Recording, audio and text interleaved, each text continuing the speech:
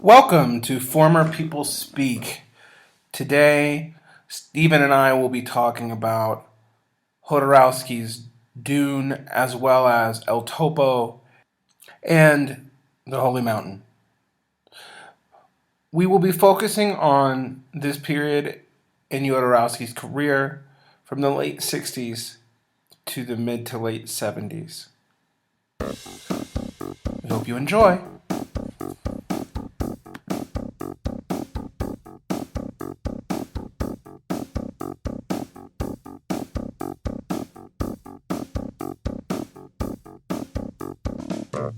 So Jodorowsky, or Alejandro Jodorowsky, depending on your mood, or if you're speaking to him in Spanish or French, or whatever it is that day, was a Jewish Ukrainian born in Chile who made movies in Mexico and Paris. He was deeply involved in arts and like surrealist cinema. He was also involved in Golden Dawn style mysticism, which is not gone into very much.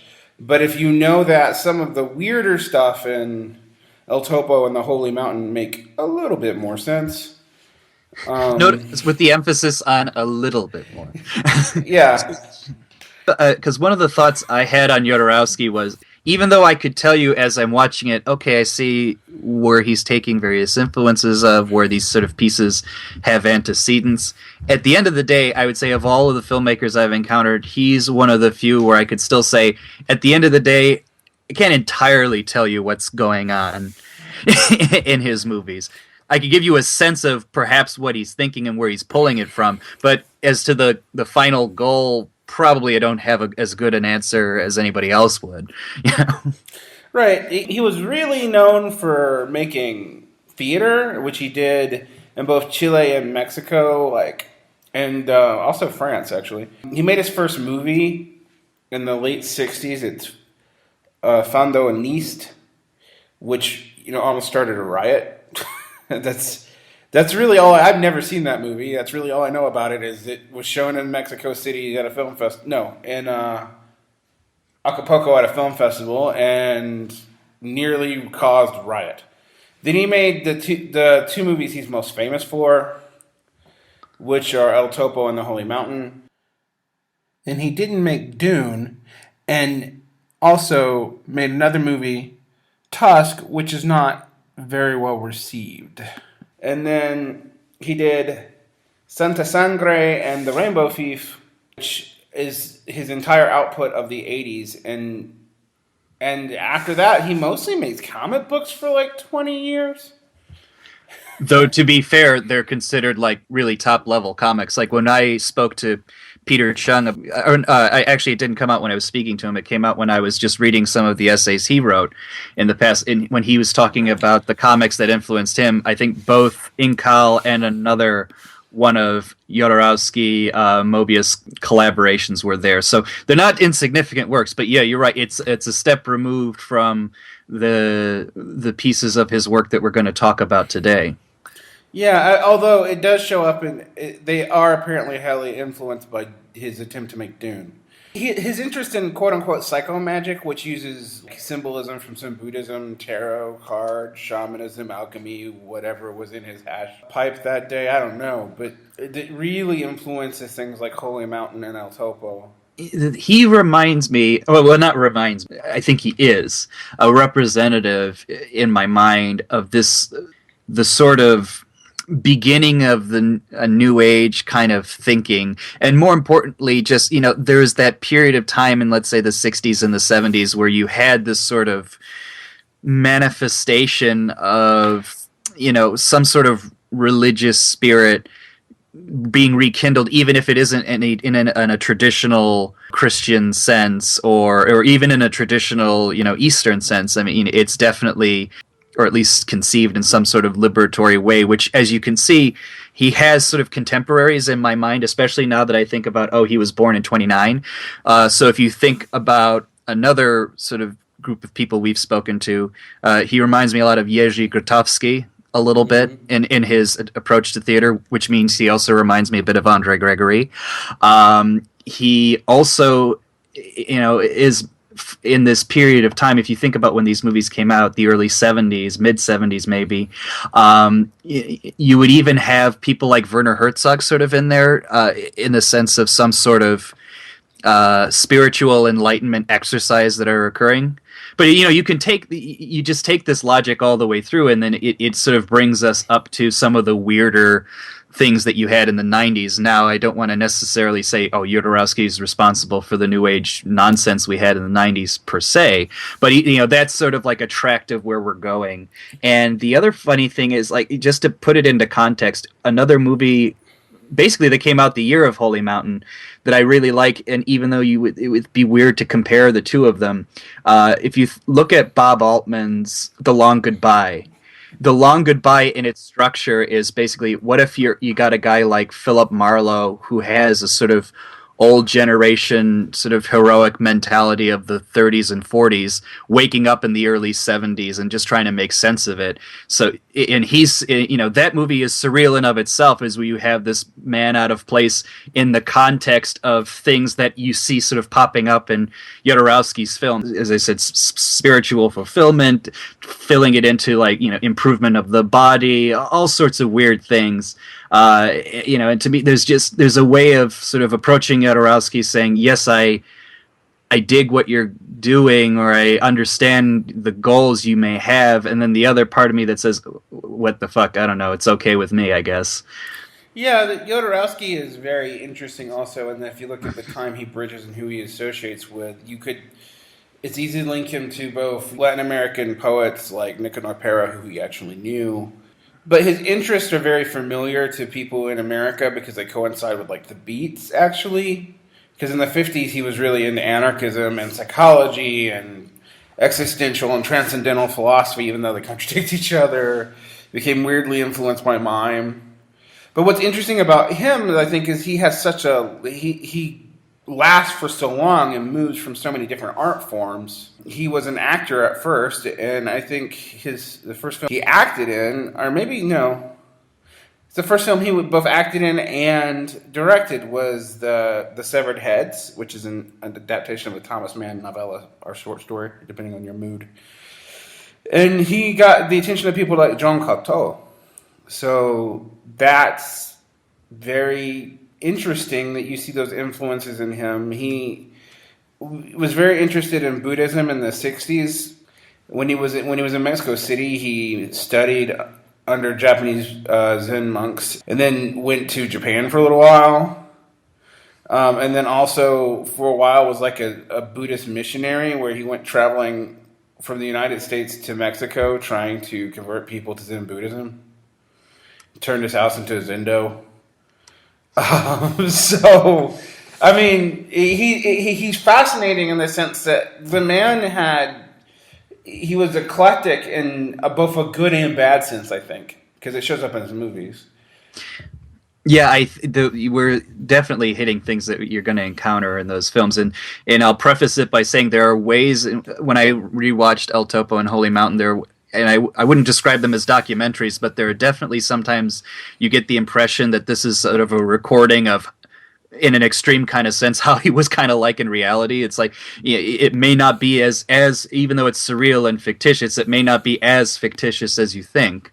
Everything you've described about him trying to pull all of these desperate sources together, it sort of makes sense given his biography of just being a person completely out of place in many different ways. So, like, I think he had a good line of saying, like, when I was born in Chile, or when I was growing up in Bolivia, I wasn't Chilean or Bolivian. I was thought of as Russian.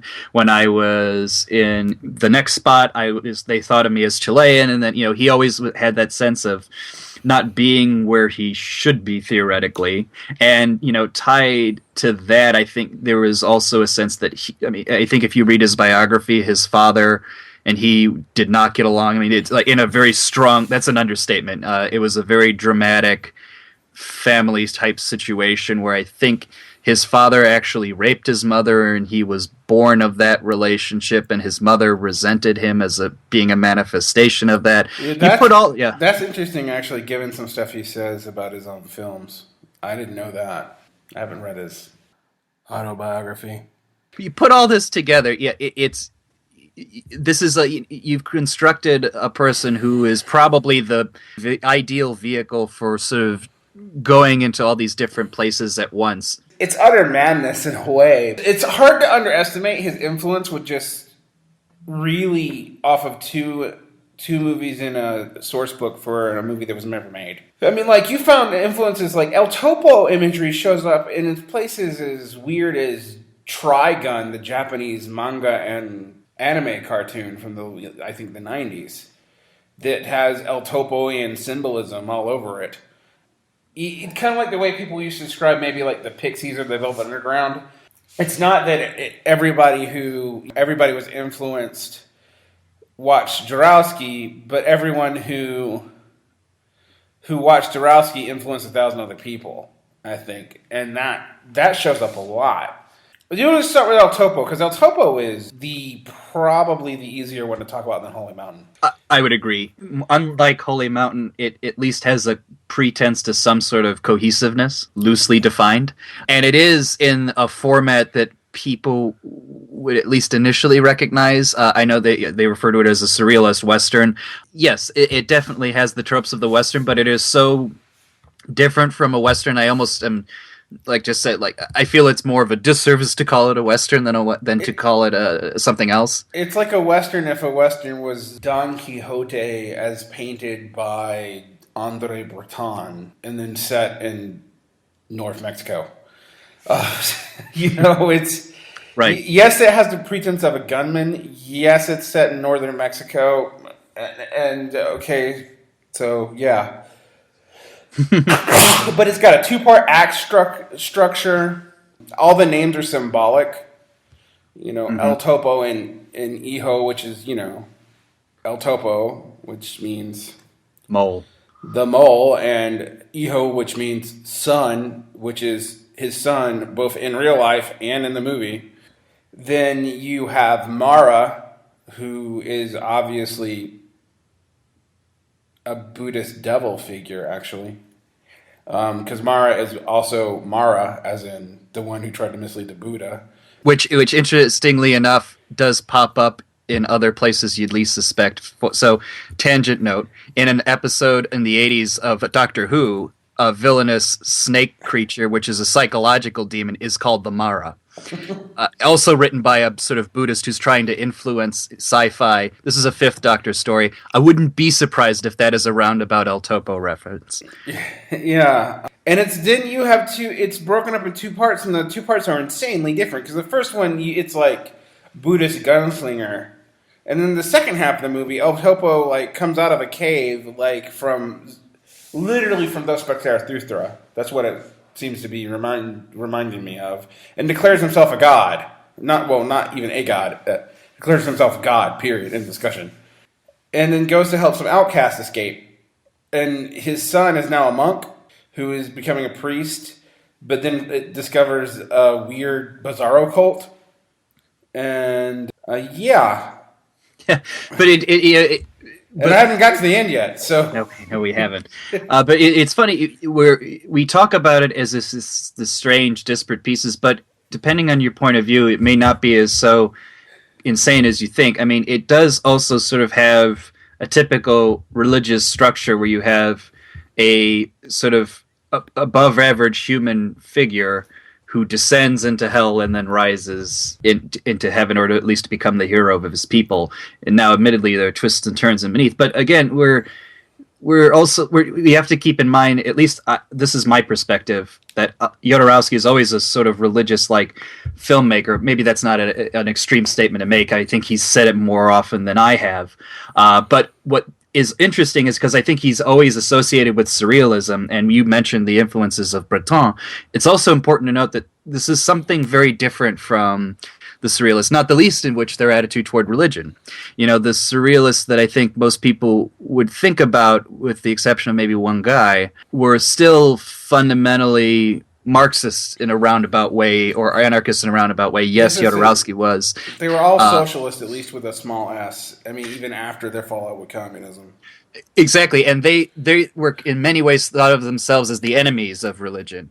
Jodorowsky is not the enemy of religion. Even I wouldn't even go so far to say that he still hates orthodoxy. I mean, see, in some sense, probably he does, but I think he's a lot more sympathetic to Christianity than people would initially give him credit. It's like Christian Buddhism is a way of thinking about him in my mind. Well, I mean, and even his weird occultism is actually very post-Christian. I mean, it's pulling from tarot, which, okay, that's not necessarily Christian, but he's also pulling from things like Golden Dawn, which are.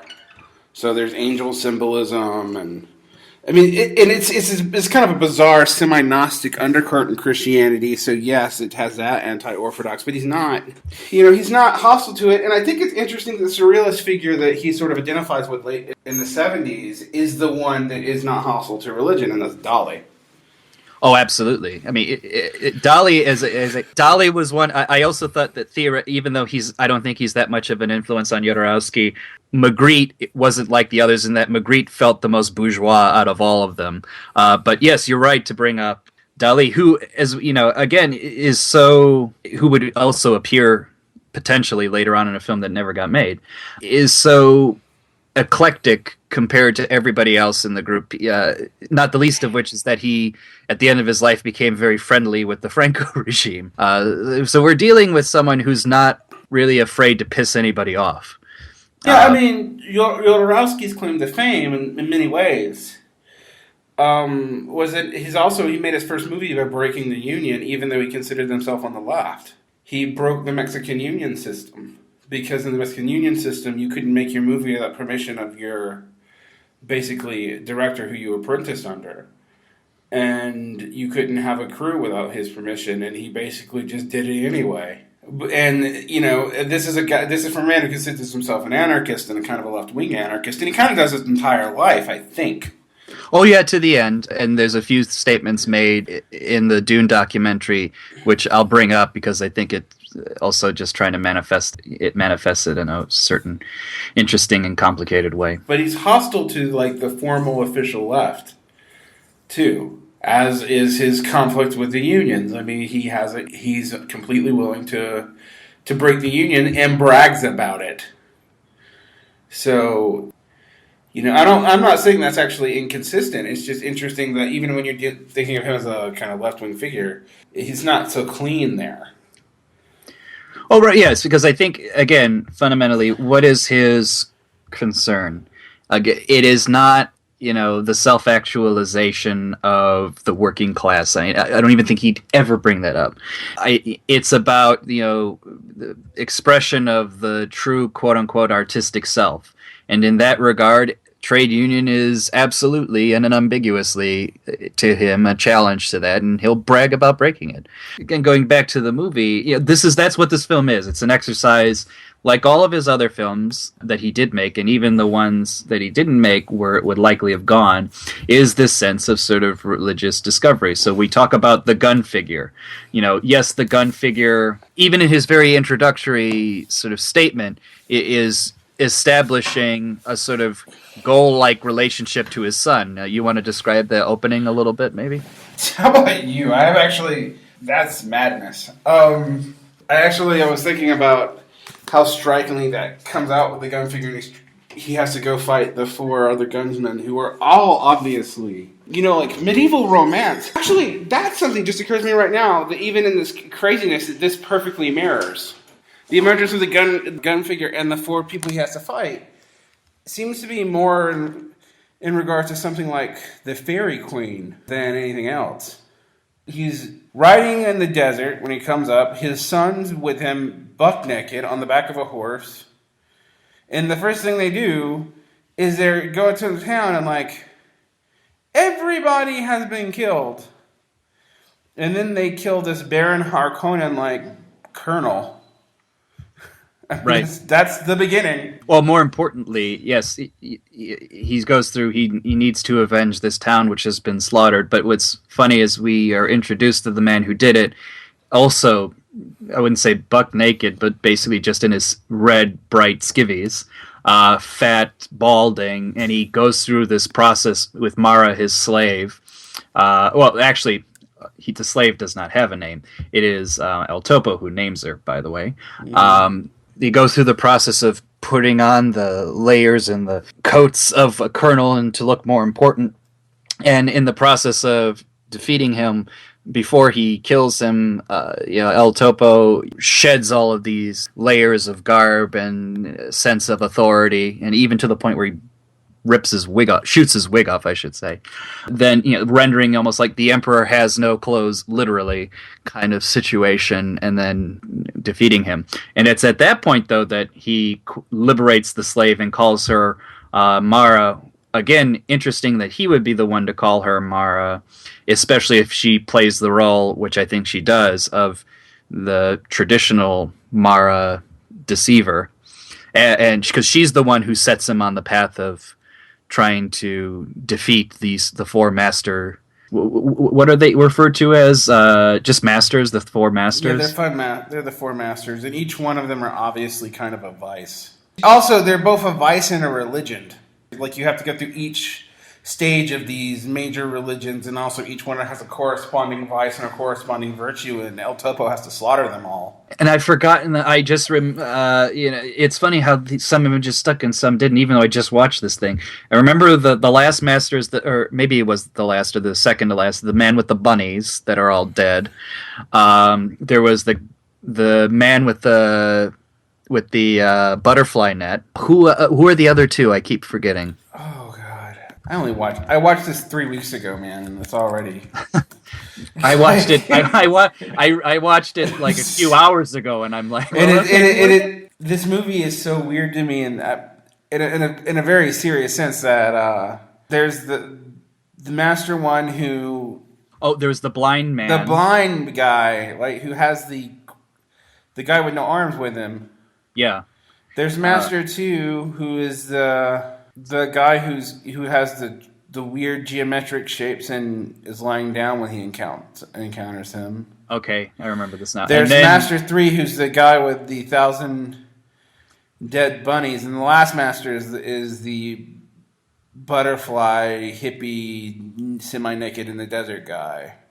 And I think the interesting thing is, again, we go through this exercise. You have the impression, or at least maybe many of us would think, oh, he'll defeat these four villains and learn something from them. He does learn something from them, but they don't come across as villains per se, right? I mean, there's a sense of loss. They're not just villains. I mean, I said they represent vices, and they do, but they also each represent, like, religious traits, so they're both. All of them are negative and positive simultaneously. Not a surprise given religious background Jodorowsky has, and one of the things I wanted to get from you, because I'll admit to ignorance of not having a good sense of it. After he defeats them and Mara essentially betrays him, and he goes back to where he's been, in the presence of the honeycombs and the bee. Well, the bees aren't there, but the honeycombs is. Maybe there isn't a meaning behind it, but I don't know what to make of that. Maybe you do. The bees?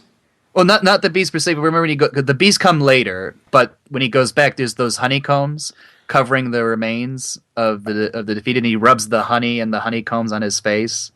Oh, I have no idea. I know that, like, right after that, when he rubs the honey on his face and the graves are swarming with bees, I know that the insects are kind of associated with evil, and that the honey is a positive produced from that. And then, immediately thereafter, he's shot in a way that resembles a stigmata.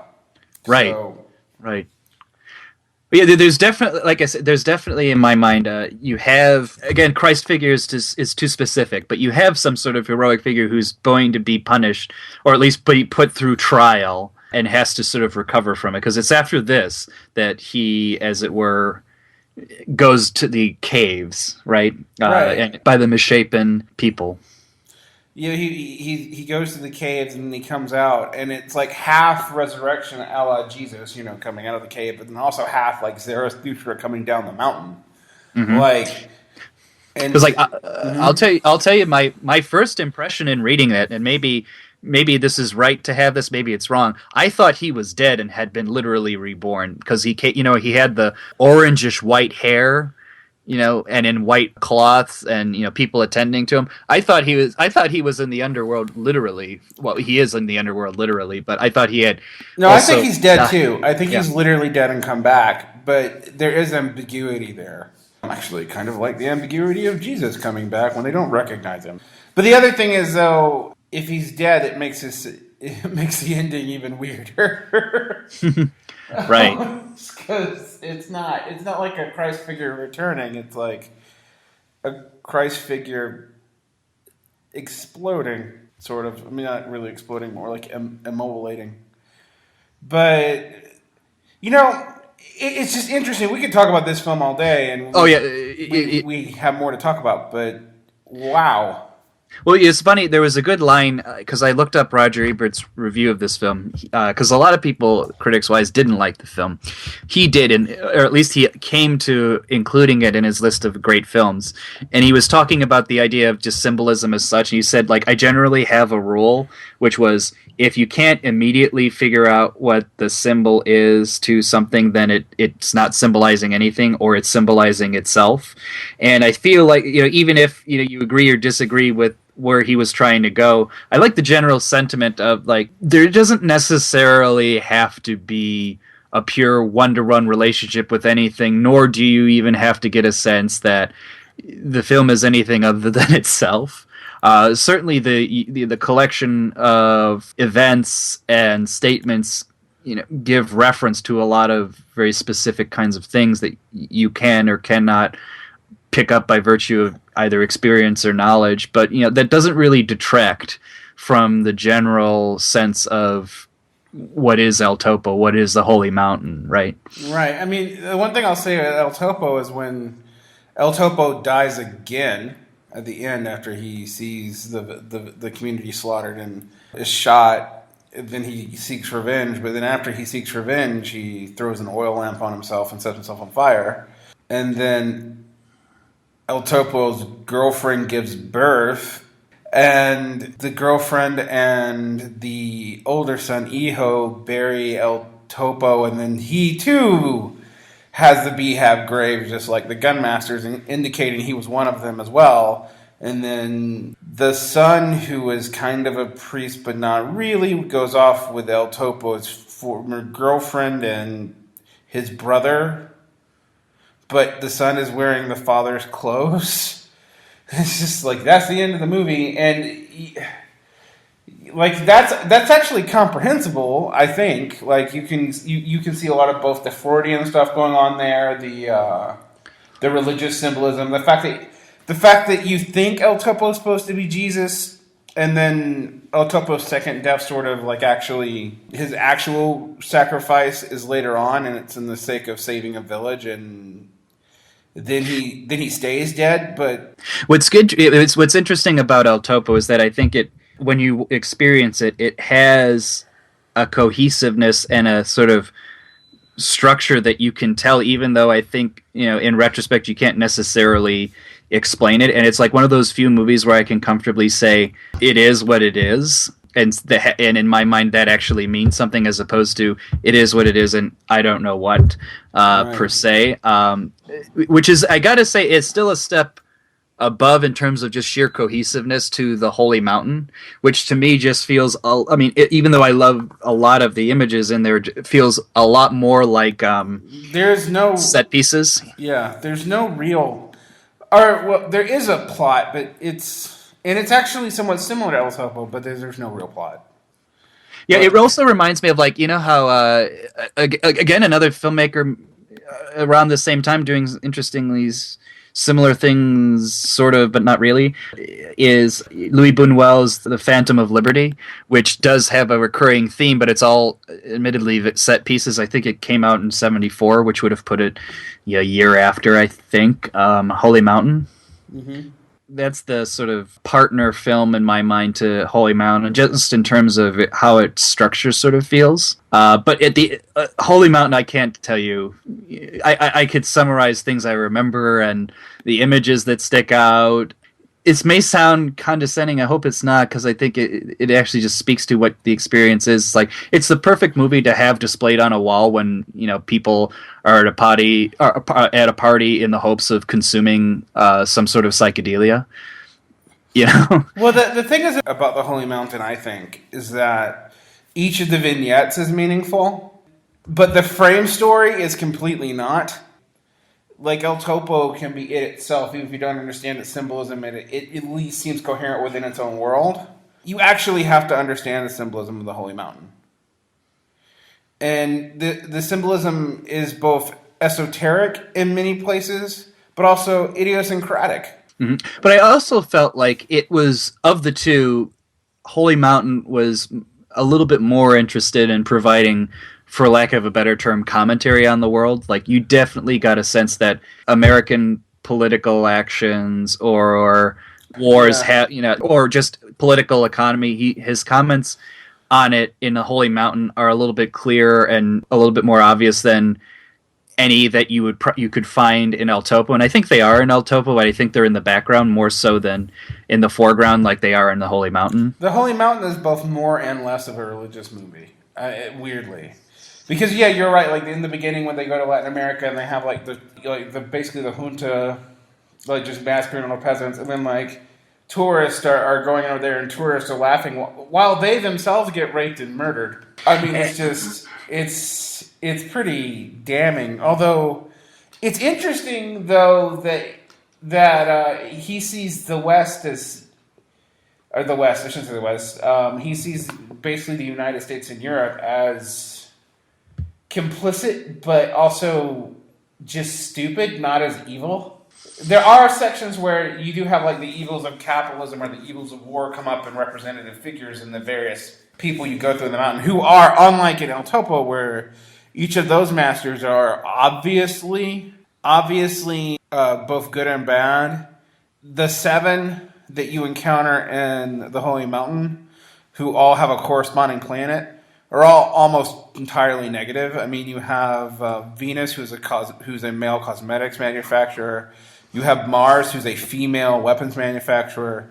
You have Jupiter, who's like a vain male art dealer. You have Saturn, who's a war toy maker. And it's interesting also, all the war figures are female. You have Uranus, who's a male political financial advisor. And you have Neptune, who's the police chief. And the architect, who's Pluto. None of them are good.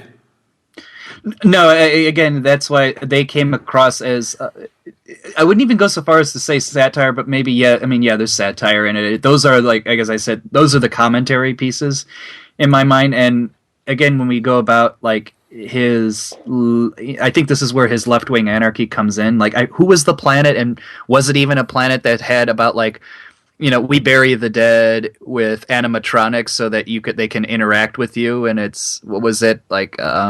They could you could kiss them if you wanted to, or they could sing the sign of the cross. Was that Venus? I may be misremembering it, but I remember that's Venus. That's the cosmetic manufacturer. Yeah.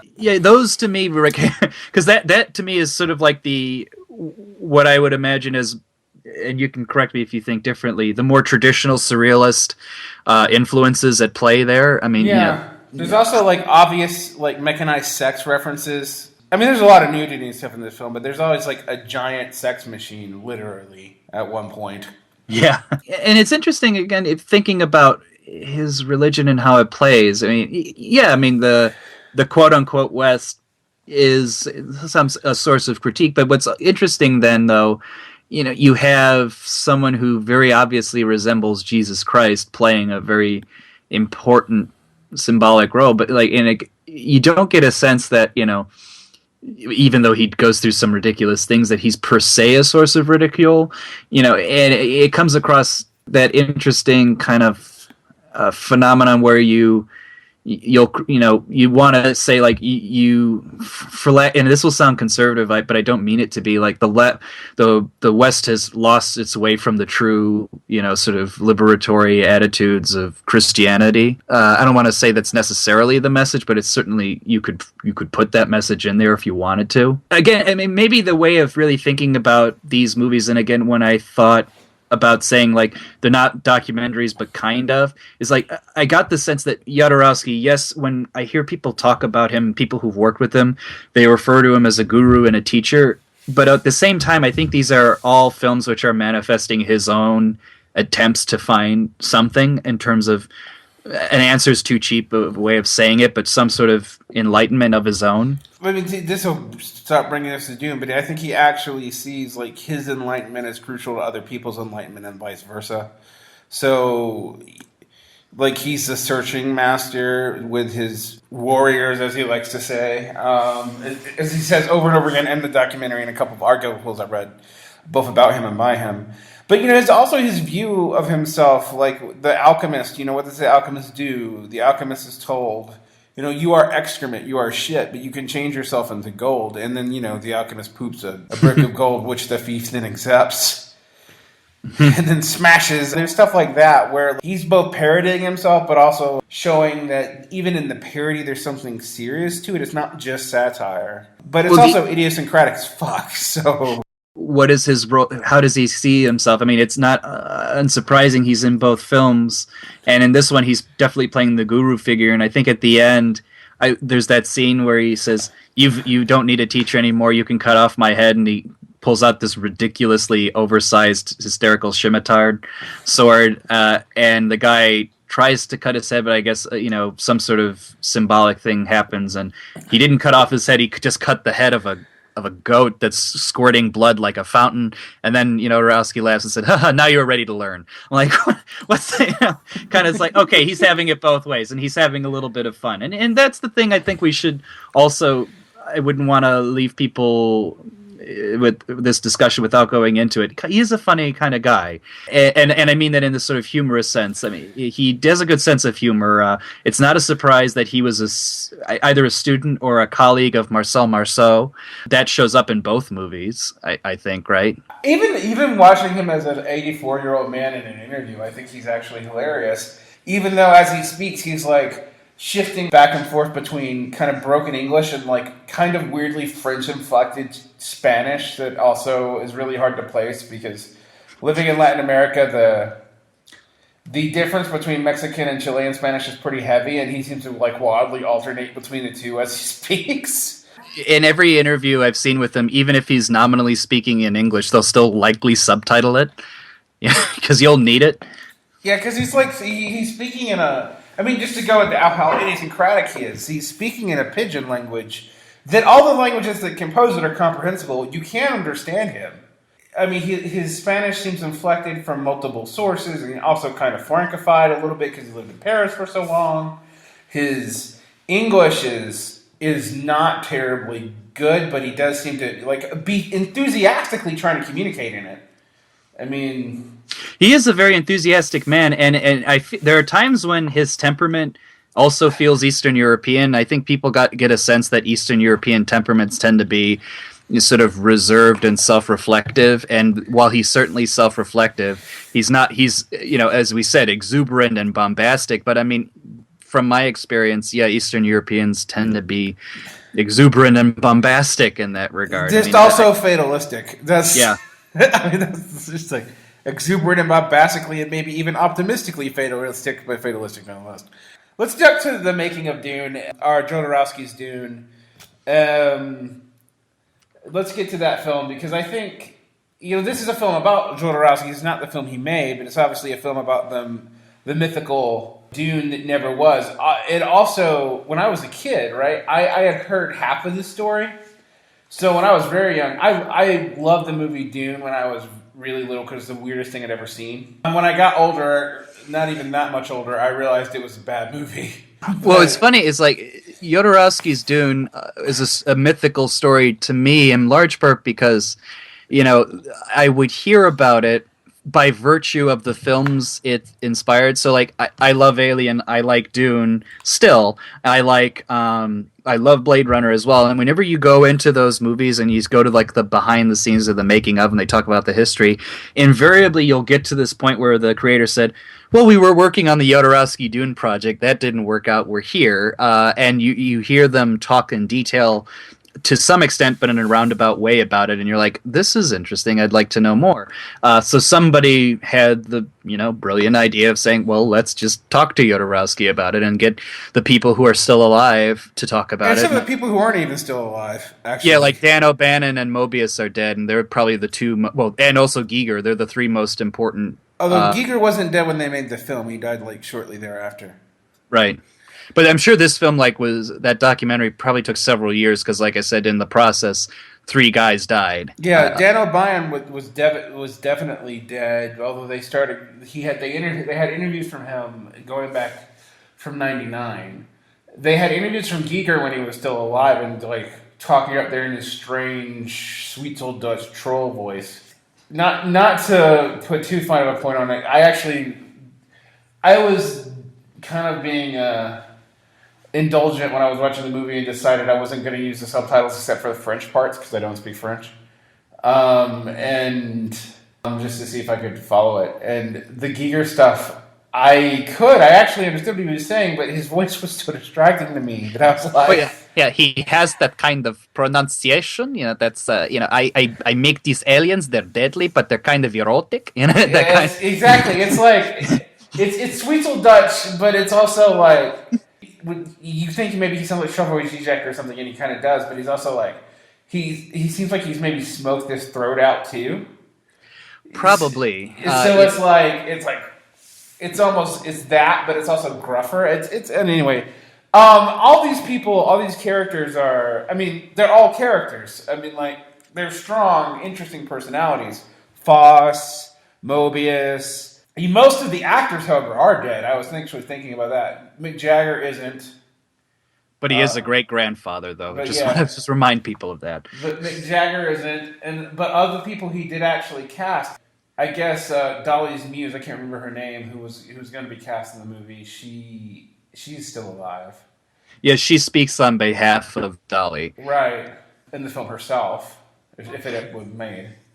Yeah, let's get into sort of like what his ideas were, because like it's funny. One of the things I remember is like when he decided to make Dune, he had a line like, "I didn't read Dune, but I had a friend tell me it was fantastic," but you got a sense that, and it makes sense why he would pick Dune as this vehicle.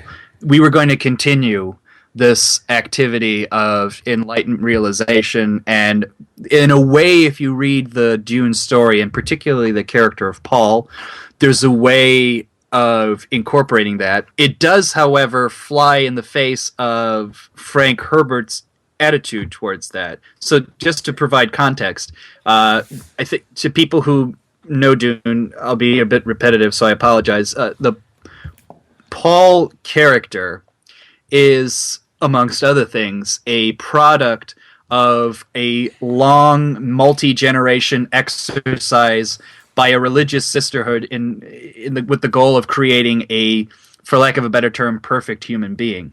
And to sort of help facilitate that, they have seeded this idea as a messiah figure in many worlds across the universe, the Dune world being one. The roundabout point that Frank Herbert always made was that Paul wasn't a god, he just was playing one. For Jodorowsky, and also, frankly, for David Lynch when he made it, they took it somewhat literally. They accepted that he would have been a messiah figure, or at least, even if that wasn't his original intent, he became that. I actually wanted to talk about that difference, too. Because there's a critique of that, because one, Paul's not even really the main messiah figure, even the fake one, because in the Dune series, he seems like he is, and then you actually meet his son. But then what his son is becomes is like a God King giant worm beast who removes free will, and actually how he liberates humanity is by, after 1,000 years of tyranny, convincing them to kill him so that they would develop the sense of independence. In some ways, that's almost the exact opposite of what Jodorowsky was taking the source material. It wasn't just Jodorowsky who said he hadn't read the book, although he obviously had read it by the time he wrote the script. Right. It was every single person he brought on, and some of them said they never read the book. Like Foose was like, nope, still haven't read it to this day. What?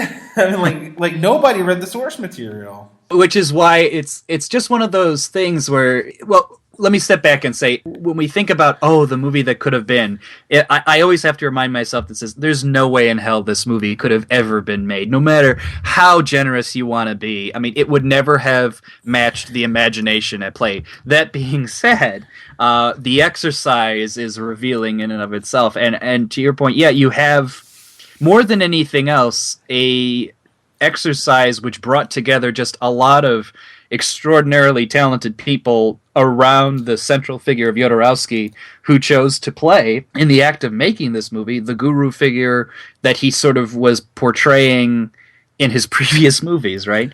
And everybody I sort of see talk about him, always, like I said, always talks of him in that context, and said, like, he made you want to do more and you did more. And so all these ideas sort of came together and produced this just fascinating object. In a way, maybe you can think of it as a performance art piece as well. Yeah, it's amazing what he got people to do. And I mean, the fact, even though he had to pull some stunts with Dolly and Orson Welles that he probably couldn't have ever kept, even if he'd gotten funded. The fact that he could convince someone like Orson Welles to do anything is actually, this man must be incredibly magnetic. Or have a lot of money.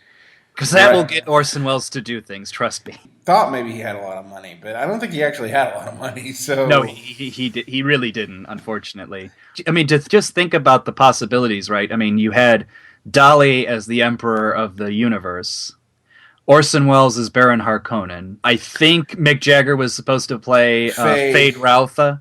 Jodorowsky's son would have been Paul. There are many, many other roles of Dune, but, you know... there was somebody famous who was supposed to play Peter the Mentat, too. It was amazing, because Jodorowsky's Dune actually somehow made Dune even more violent than it actually is. I was like, whoa! If you look at how he would have portrayed the planet Harkonnen, like, it literally would have been an exercise in fetishistic fascism in a weird way. Like, the path to the palace of the Baron Harkonnen would likely have killed you. The palace itself was in the shape of a sort of bulbous, gluttonous creature, which would have Baron Harkonnen's face, and when it opened up to let you into the castle, would become a skull with a knife tongue that would flick out and then, like, eat you. And that's how you got in. I mean, it was like, holy God. Interesting, if you want to imagine what that looks like, that thing actually appears in Prometheus. Talk about wasted.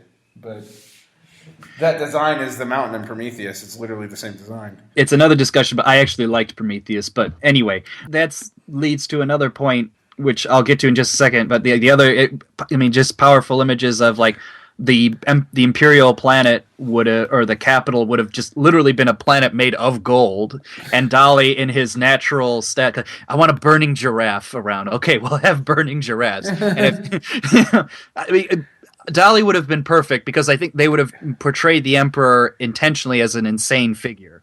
Right. Actually, in all the movies of Dune I've ever seen, and there's been two, and both the extended David Lynch and the regular, the Emperor's just lost. He is just I wouldn't say a puppet per se, but definitely not the man really in charge. The external forces of either the Guild or the Bene Gesserits are having as much a control over him as anyone else. Not to mention the various houses in they call it the Landsrat, but it would have been essentially like a Senate kind of thing.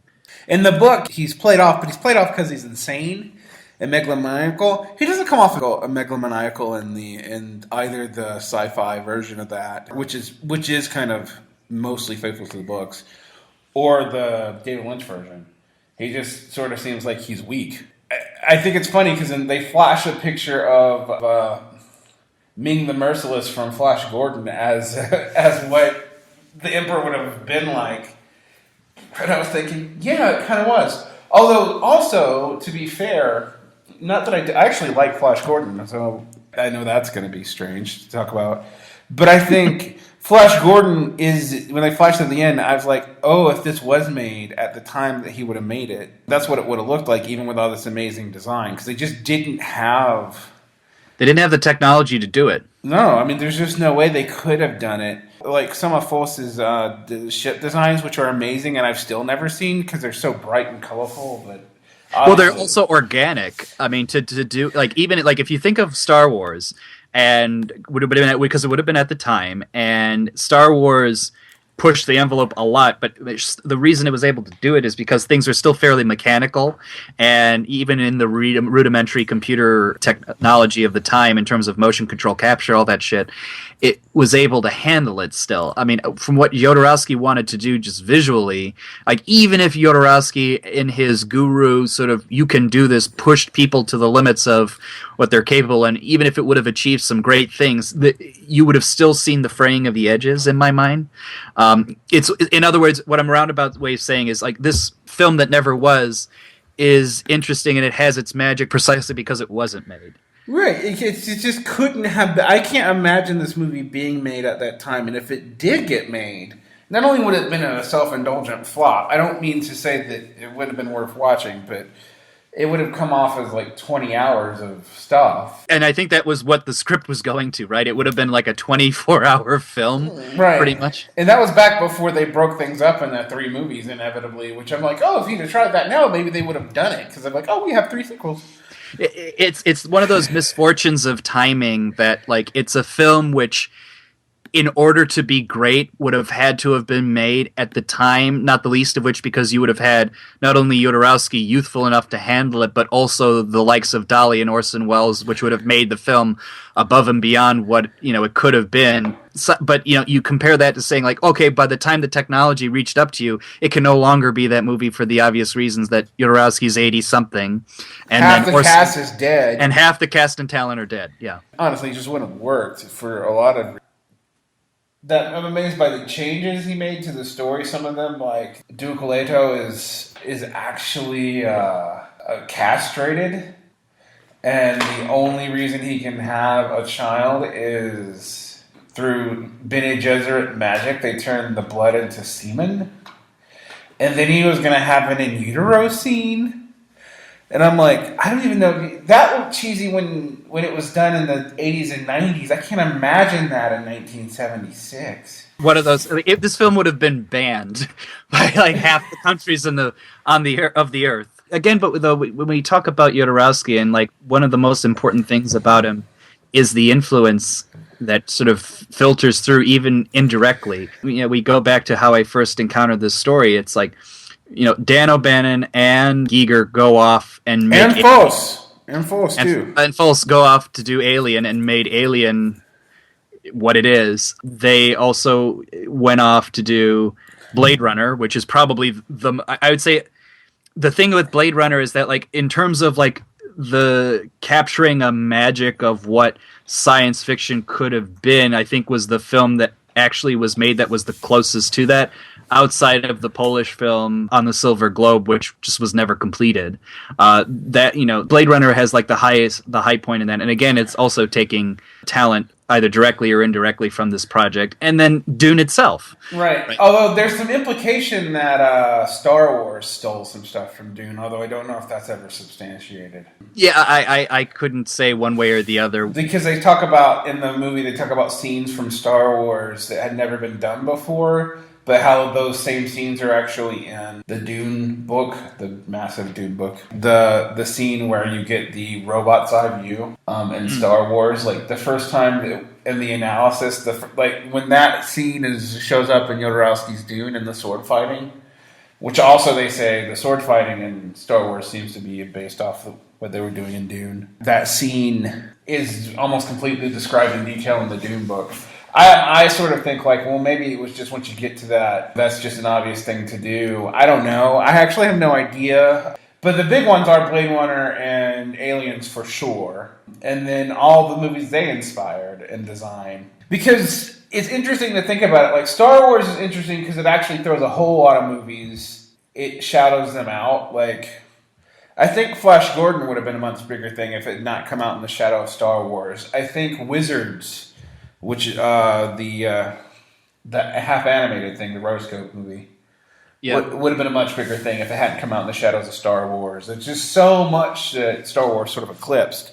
It's true, but I think what they do share, and again, it's interesting just by virtue of which film got made, which one didn't, how the tone sort of manifested itself. I mean, they were all sort of epic films, but in a sort of old tradition. With Star Wars being the one that made it through, what ultimately made through and was successful was the idea of the hero that actually achieves something in a sort of traditional sense, like there's an evil power at play. Through his self-realization, he can defeat them and everybody's free. Jodorowsky would have been much more of again, it would have been a lot more religious, and even though there would have been a force to defeat, it would not have been in a sort of manifestation of male masculinity per se that resolved it, right? But, what does that mean? Well, then it's an action hero type adventure film pattern, which we would see repeated time and time again in the 80s, even if it had nothing to do with science fiction. So that's sort of what we had to deal with. Right, in and the fact that Lucas sold that as like an Ur pattern based off of... Campbell. I do buy that Lucas is actually basing his work off Campbell. I don't actually buy Campbell's Ur myths that much. I mean, also, it's a movie, like, the ending of Dune, even Jodorowsky changes it even from the book. Paul dies and then is manifested as a collective consciousness of the Fremen in Jodorowsky's Dune, which is where that thing that we were talking about, his biography that I didn't know, where he talks about his father raping his mother, where he was talking about I had to rape the source material because without rape there is no child. Yeah, and I was like, oh, there's some messed up stuff. Do you know the other project he was offered at the same time, right? I just happen to know this. He was offered to make Story of O. And he turned it down because he'd been reading about feminism and he thought it wasn't appropriate. Well, that's interesting. Talk about a different way things would have gone. That's that. Now that you mentioned, there was his attitudes. There was and this is what I was going to hint at before about his politics and how they manifested themselves. The bit of the documentary I do remember seeing is when he said, it was how and why he made a film, and he goes into his rant about, this shit in our pocket, this money, it's nothing. There's nothing inside here. And, the film was supposed to have heart and mind and soul. He's, I wanted to make a film like this. Why not? And it lingers on him in a sense of defeatedness. I'm like, yeah, and sort of building off of a theme that even if it's a fiction or a mythological way of thinking about filmmaking still feels important or meaningful. I mean, to have this failure happen in the late 70s when Star Wars becomes successful, when franchises become successful, at a time when the sort of auteurish trends that were going on in American cinema or just global cinema from the 60s and 70s fades away a little bit, even if it doesn't entirely fade away, becomes more difficult to do, that feels more poignant. Now, that being said, anybody who could pull out a huge wad of his money out of his pocket and say this is shit is a statement that can only be made by a man who's extraordinarily wealthy, or at least wealthy enough not to give a shit. So let's be fair on that front. But yeah, I mean, that attitude is there, and I think people who love these kind of movies sort of feel the absence in the aftermath. It's interesting. I mean, could you imagine if the director of El Topo had had a say in the way that the franchise movie would have gone? But also in the same way, it's sort of terrifying too, because could you imagine if they could franchise that? I mean, because what Dune was, actually when David Lynch does it too, and we should talk about that a little bit, is it was an attempt to be both an R2 movie and a franchise big box movie simultaneously. Right. In a time where that hadn't really been done before. And I mean, honestly, the good summer blockbuster that's more than just a blockbuster. Okay, how many of those have actually worked? You probably could count them on one hand. If not meaningful comic book movies. I would say at least one of the original Star Wars films. I'd say The Empire Strikes Back. Yes, that's a solid. That's a solid movie. Yeah, that's a solid movie. Works on several levels. I would have said at a certain point in time the Indiana Jones movies, but I take that back now. I don't know what to make of it at the end of the day. I mean, I think they're great movies, but I don't really think they ask much of you at the end, very much. When you actually watch the Indiana Jones movies, you realize that they're not as... this is going to sound haughty, because they're good films, but they're not as good as you actually remember them.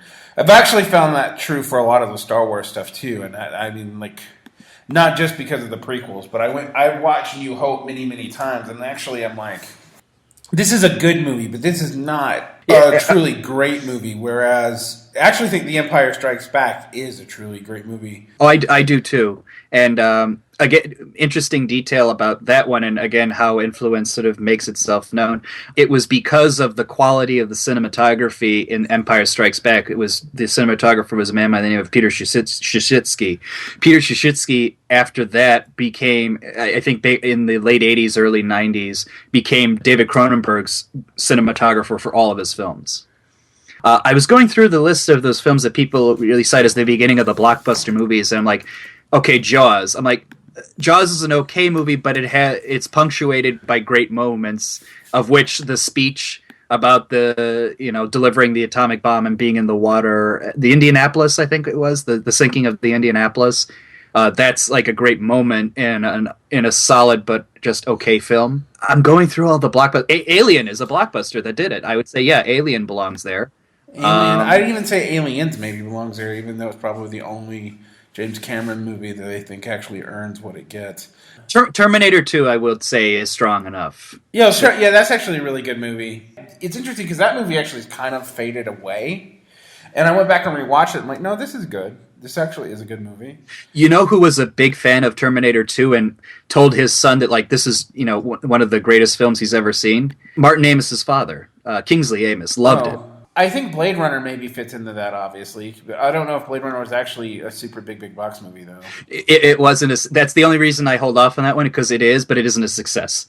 I think it made. I don't even know if it made back its money. I feel like it made back its money, but only like in only post, just like when when video came out. Like the other ones I can think of are kind of comic booky, honestly, and those vary depending on the director. That's it. Okay, done. I just have a hard time imagining that. The other attempt at this really was Dune. It was David Lynch's Dune. Jodorowsky fails, and who do they get to actually do Dune? Yeah, exactly. They do the experimental, another midnight movie fella. I mean, Eraserhead, just like El Topo, is one of those early pillars of the midnight movie. You only add in Rocky Horror Picture Show, you've got the triumvirate. Yeah, David Lynch, I even think turns down Return of the Jedi to do it too. I don't know if that's good or bad either. Could you imagine Return of the Jedi is done by David Lynch? It would have been interesting, but David Lynch, if you ever see a video of him talking about it, his description of the discussion comes across like a David Lynch scene in and of itself, about how he said, like, as George is talking, like, my head is hurting more and more, and there's a pounding sound. It's almost like a physical manifestation of his psychological distress from thinking about what he'd have to do. Basically, he turned it down because it would have been a George Lucas movie, and he would have been dictated to. But ultimately, that happens to Dune because Lynch loses the cut. Yes. Because I've seen I remember in the 90s, the Disney Channel, of all places, used to show the David Lynch rough cut Dune. Which he disowned. Or, I wouldn't say disowned, because there's a longer cut, which is for lack of a better term, producer cut. And David Lynch not only put, Alan Smithy on the director, but for the writer name, he put Judas Booth to stand in for his own. He disowned that one. So the rough cut may be something different. I don't know. So you think is it the 5-hour one he disowned? Because the cut for Dune, I was surprised he put his name on the theatrical cut, because I know that part of what the theatrical cut of that movie doesn't make that much sense is it's cut to shit. You're in a bad shape when you have like a 2.5-minute voiceover explaining almost everything, just to get you to not be completely confused and still not be a success. The Arrakis scenes in Dune, when I was watching the 4.5-hour or 5-hour version, which it's not finished, that's the thing. Like, there's parts of that movie that are just production art. And I was watching that, and then I was watching the theatrical cut. Like, a lot of the stuff about on Arrakis doesn't make sense, because they basically cut an hour and a half down to like a 15-minute montage. That if you haven't read the book and don't know also the changes David Lynch was making to it, you actually have no idea what exactly is going on. I mean, seriously. No, it's true, and it's one of those things where also I know that there was a lot of things that messed up David Lynch's success or ability to have a success there.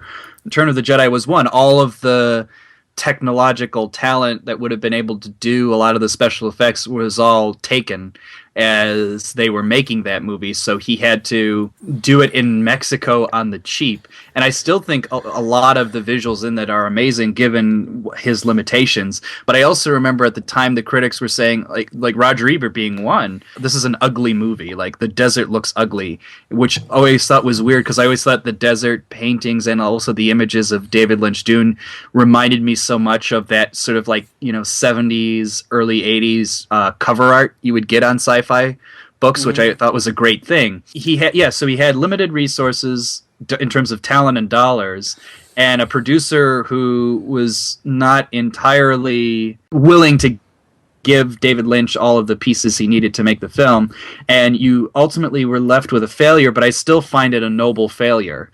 A failure who's more beautiful than other people's successes. There are some mistakes that I think about Dune that I think that David Lynch himself makes. Like, I don't get his interpretation of the Bene Gesserits at all. And he also, the one thing I'm sort of on the fence about is in the books, it's the weirding way is a sort of fighting instructional attitude, whereas in his film they're just guns. Yeah, they're like sound guns. I actually didn't know that either, because in the books, the weirding way is in the fighting instructional attitude, and the only reason it's badass when Paul can kill someone with his voice is because, well, he can kill someone with his voice, and he's been just training people how to fight the rest of the time. I mean, but you know what was interesting? I was surprised. The version of Arrakis you get in Jodorowsky's Dune and the version of Arrakis that you get in David Lynch's Dune, they're actually very similar. I'm not saying that Lynch was actually pulled a lot from Jodorowsky's Dune. I don't think he did, but it is interesting where that went. But Dune, Dune killed off De Laurentiis. He did recover, because De Laurentiis did wind up producing Blue Velvet, but under the condition that David Lynch had a director's cut on it. He had that final cut. So, and then he did produce a few other things. But yeah, De Laurentiis had a series of big epic failures. The remake of King Kong in the 70s, which I actually like a lot. And then he had another one which wasn't entirely a failure, but it wasn't a super big success, and another good movie, which is the Anthony Hopkins Gibson version of The Bounty, The Mutiny on the Bounty, which is actually very good. Probably the best version of that. But they didn't have this great big money-making success. But he did wind up having success around this time with Conan the Barbarian. I forgot about De Laurentiis and Conan. I don't know why. I just listened to a 7-hour podcast on that. To say about Jodorowsky, the movies he makes after Dune fails, he makes Tusk. I just don't remember that movie. I think I've seen it. I don't remember it. He made Santa Sangre, which is the weirdest horror movie I've ever seen. It makes Argento movies look completely normal. Oh, I gotta recommend the really fucked up horror film I just encountered a few days ago to you. Do you ever see The Begotten? It's a black and white, comes across as like a silent film. It is really disturbing looking. So I'd add that to your list as well, and I'll watch Santa Sangria or Sangre. Santa Sangre, which is it's Italian Mexican hybrid horror directed by Jodorowsky in 1989. I can't really, if that doesn't sell it for you, I don't know what it is. It's actually a pretty good movie. It's not like, though, it's religious and weird, but it's not in the same way. You can tell that he had sort of made concessions to be able to work. And then he makes The Rainbow Thief, which I've never actually seen, the year later. I know that Peter O'Toole and Omar Sharif are involved, but that's all I know. That's maybe on my part, but no one really talks about that movie. And then nothing. He does nothing for 23 years. He makes a lot of really good comic books, like I said, during that time period. After they started recording for Jodorowsky's Dune documentary, so they must have started recording that really early, because I'm thinking about it, because The Dance of Reality is mentioned in the film as coming out. Jodorowsky Dune doesn't come out to what 2013, right? I think it comes out around the same time, maybe like a few months earlier. Maybe it just took a while for Jodorowsky Dune to catch on because The Dance of Reality is done in 2011. It's completed in 2011. You're right. It must like I said. I'm inclined to believe they took a long time to do the Jodorowsky Dune documentary. And and now there's supposed to be a sequel to El Topo coming out, which I know there's been for years was that was on the to-do list. Right, but I think now they think it actually might happen because Jodorowsky is doing films again and has a producer. So who knows? Well, I hope he is able to do it before he passes away. Because at 86, you have to seriously say yourself, how many years does he have left? Yeah, I know. I'm actually sort of really interested in that. I'm guessing it's going to start his son, who's probably 60 or something, right? Yeah, he's going to be in his late 50s, although his son's in really good shape. But I was actually like, wow, everyone is so much older than I thought they were. Well, it tells you, something about his character that an 86-year-old man can come across like a generation or two younger than he actually is. It's just because when I think of him, I think of the 60s, I think of like Kenneth Anger and stuff. Oh, yeah. I didn't even realize that technically even though he's making movies in that generation, and in actually that milieu, right? He's older than that because he's already had a career as an artist and a stage actor and a director for like 20 years before that. It's, and he's also written a lot of books, not just the comic books. He's written books on his, psychomagic as psychotherapy and stuff like that. Like he uses his magic as psychoanalysis. So I'll tell you. There's two titles. I just have to read out the full titles because they're entertaining. So the first book, Psychomagic: The Transformative Power of Shamanistic Psychotherapy, and the sequel, Manual of Psychomagic: The Practice of Shamanistic Psychotherapy. And then there's another book, The Way of Tarot: The Spiritual Teachers in the Cards. Right, and then which. You're just like, is he writing for Llewellyn Press? I mean, but apparently there's actually interesting stuff in those books. The other thing is his you mentioned his autobiographies, which I was just looking up because I'm like, I want to read about this. This is amazingly interesting. But they're both framed in terms of psychomagic too. So, so I'm definitely. I don't know. I would tell anyone to, even Jodorowsky's crap is probably gold, to use a metaphor from his own movies.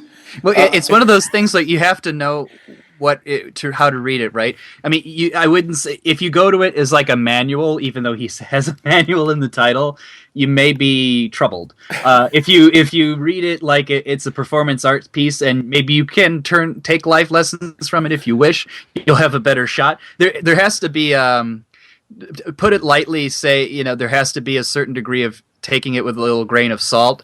To put it more accurately, it's like you can't come with the customers, All right, so I think we're going to end on, if this is Peter and this and Jodorowsky, I know we did 3 movies in one podcast, and also talked about David Lynch, and it's going to be as scattered as a Jodorowsky movie is, but I think if I could just tell anyone, watch this stuff. And also, if you can find his comic books, I haven't found them.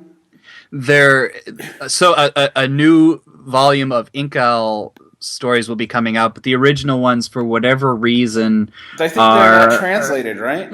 They are translated, but they had limited runs, and so if you want a copy of the Inkal, you'll spend like hundreds of dollars to get it, kind of thing. I think that's true for a lot of his Mobius stuff. He also worked with Manara, who interestingly I only know from writing heavy metal magazine kind of porn. Which also just fits Jodorowsky, though. I mean, I think that's true. I mean, because I don't know what role he had to play in Metal Hurlant, but I feel like a lot of his work probably is in there, whether directly or indirectly. Basically, anything Jodorowsky is, even these crazy books of psychomagic that we're talking about, it's probably worth reading or watching. I'm just going to say that it's probably worth consuming. Oh yeah, I mean, go for the ride.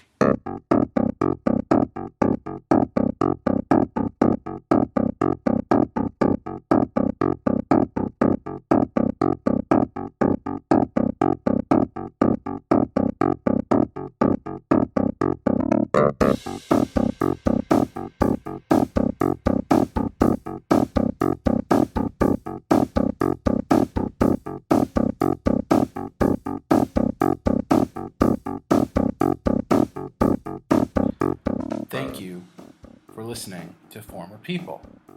If you like what we do and you'd like to help us, please donate to our Patreon campaign. You can find us at Patreon, Former People. Also, please visit our website. We run a literary journal there, and we'd like for you to engage with our other content. We haven't been pushing it as much as we should, but we have authors and essays and interviews there as well.